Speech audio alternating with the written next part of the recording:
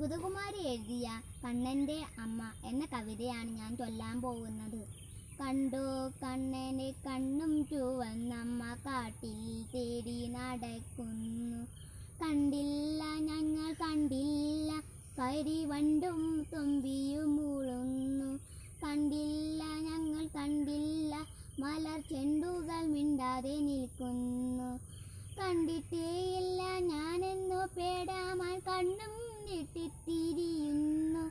കണ്ണനിക്കാട്ടിലെ വന്നില്ല കൊച്ചു കാലിന്തിയോളങ്ങൾ തുള്ളുന്നു. കടലു കടച്ചു വളഞ്ഞപ്പോൾ അമ്മ തിരികെ പോവാൻ തുടങ്ങുന്നു. കാടിന്നിലിച്ച ഹൃത്തിൽ നിന്നപ്പോൾ ഓരോടക്കുഴൽ വിളി പൊങ്ങുന്നു. കമ്പും കാരം വിട്ടു വീഴുന്നു. മുഖം പുഞ്ചിരി കൊണ്ടു തിളങ്ങുന്നു.